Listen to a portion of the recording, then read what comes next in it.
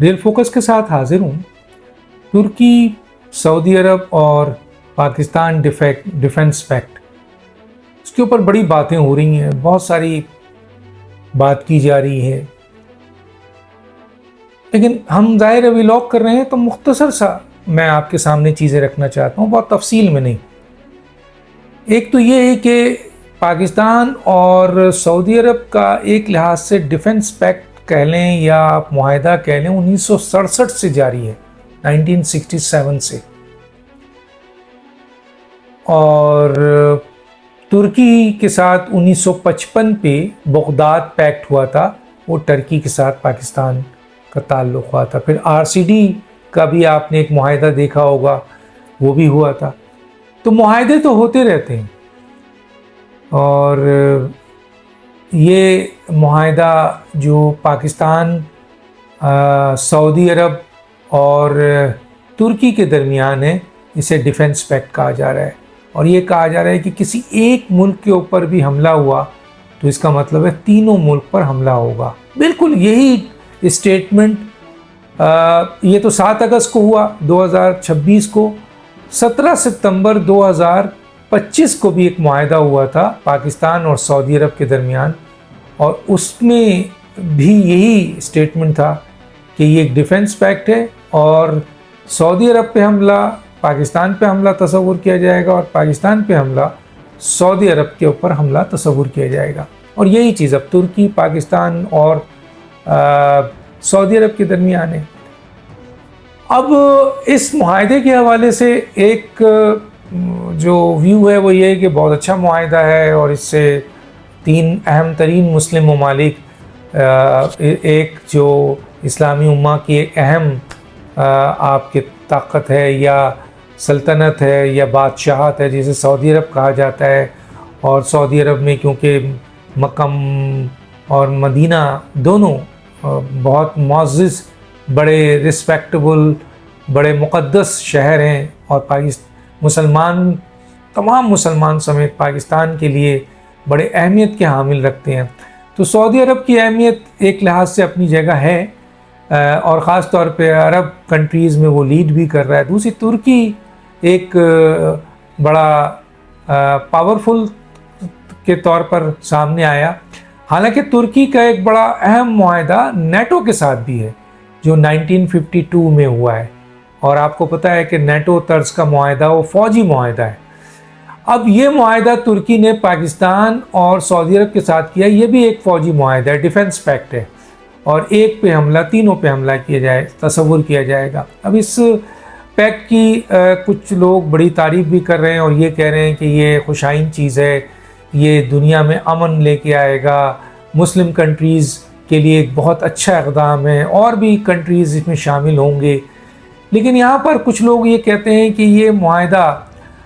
اس معاہدے میں ایک بڑی اس خطے کی طاقت ایران شامل نہیں ہے، اور ایران اور سعودی عرب کا کانفلکٹ آپ کو پتہ ہے موجود ہے۔ ایران اور سعودی عرب اور حوثی کا، حماس، حزب اللہ اور جو عراق کی ملیشین ہے،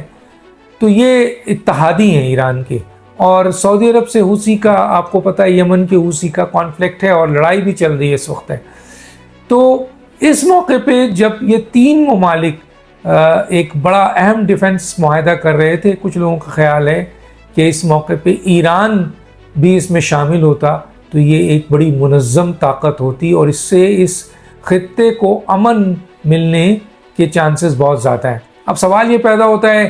کہ ایران کو کیوں نہیں شامل کیا گیا، یا ایران بعد میں شامل ہوگا، اور مصر کے لیے کہا جا رہا ہے کہ بہت جلدی وہ شامل ہوگا۔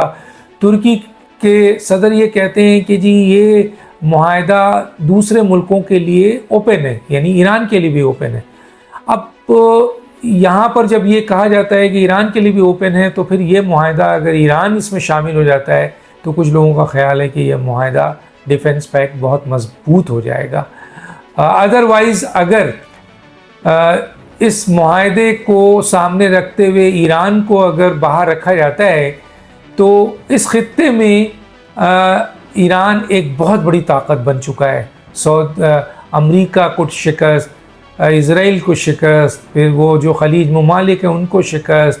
اور اپنی سروائیول کی جنگ، اپنی طاقت کا مظاہرہ اس نے کیا اور خطے کی بڑی طاقت بن کے ابھرا ہے اور ایک بڑی اسلامی قوت بن کے ابھرا ہے، حالانکہ اس کے اوپر سالہ سال سینکشن رہا۔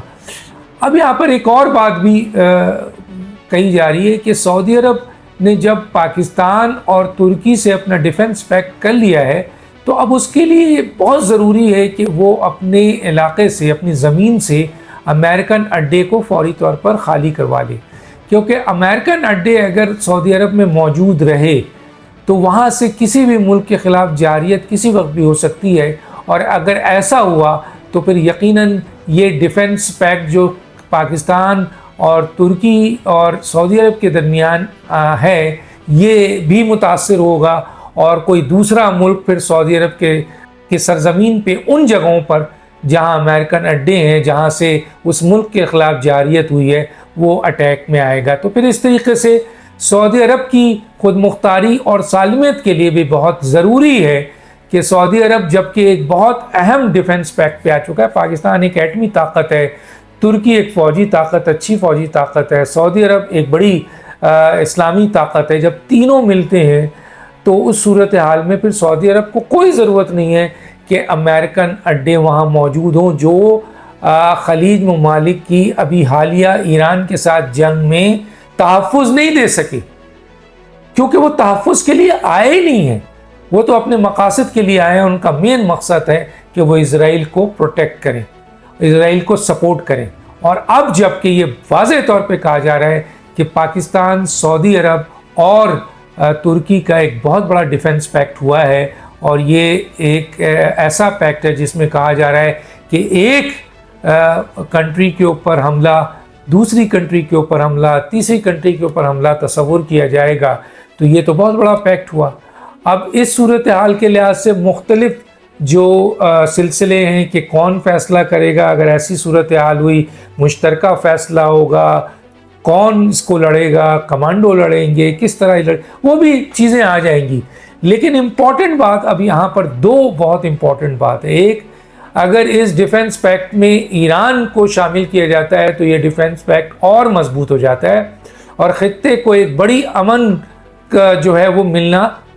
کے بہت بڑے چانسز پیدا ہو جاتے ہیں۔ اور ایران کو اگر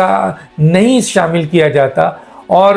سعودی عرب میں جو امریکن اڈے موجود ہیں اور وہاں سے کوئی جارحیت ایران کے خلاف یا کسی ملک کے خلاف ہوتی ہے تو پھر یقیناً سعودی عرب کے لیے مشکلات پیدا ہوں گی، اور پھر اس ڈیفنس پیکٹ کے لیے بھی بہت بڑا سوالیہ نشان بن جائے گا۔ تو یہ ایک مختصر سا جائزہ ہے، اور اس جائزے میں سب سے اہم بات یہ ہے کہ سعودی عرب کو اب چاہیے، کوئی جواز نہیں ہے اس ڈیفنس پیکٹ کے بعد کہ امریکن اڈے سعودی عرب میں موجود رہیں، اور دوسرا یہ ہے کہ جتنی جلد ہو سکے ایران جیسی ایک بڑی طاقت کو، جو اسلامی طاقت ہے، جس نے اپنے آپ کو منوا لیا ہے، جو اس خطے کی طاقت ہے اور اس کانفلکٹ کا میجر حصہ ہے، اس کو بھی اس ڈیفنس پیکٹ میں شامل کر لیا جائے، تو پھر یہ ڈیفنس پیکٹ ایک بہت ہی مضبوط فوجی ڈیفنس پیکٹ بن جاتا ہے۔ ڈاکٹر دانش کو یاد دیجیے۔ اللہ حافظ۔